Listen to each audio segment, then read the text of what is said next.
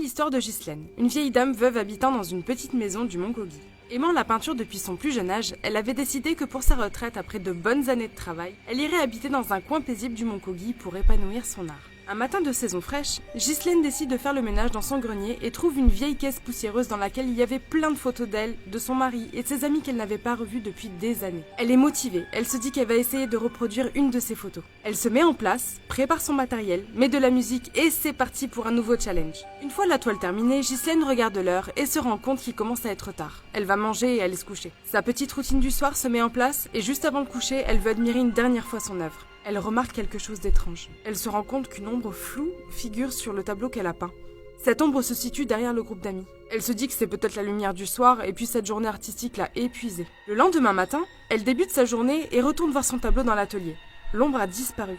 Bon, elle était sûrement fatiguée et puis sa vision commence à lui jouer des tours. Elle prend une deuxième photo de sa caisse et se remet au travail. Le soir arrive bien vite et elle ne réussit pas à terminer son deuxième tableau. Elle retourne voir sa première œuvre. L'ombre y est de nouveau. Elle cligne des yeux.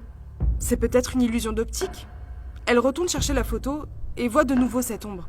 Elle essaye de la frotter légèrement comme pour enlever une tache, mais rien n'y fait. La vieille dame se dit qu'il s'agit peut-être d'un défaut de fabrication de l'appareil à l'époque. Ouais, ok. Elle s'empresse alors de regarder les vieilles photos d'elle et de ses amis pour vérifier si l'ombre y est. Et elle se rend compte que celle-ci est présente sur toutes les impressions et à des endroits différents. La vieille dame s'endort perplexe. Au réveil, même scénario. Elle regarde sa peinture terminée et se rend compte que l'ombre n'y est plus. Plus d'ombre sur les toiles, plus d'ombre sur les photos. Elle se pose alors des questions, suis-je devenue folle ? C'est une option, ouais. Peut-être la solitude ? Elle commence à paniquer et demande à sa fille de venir lui rendre visite le soir même.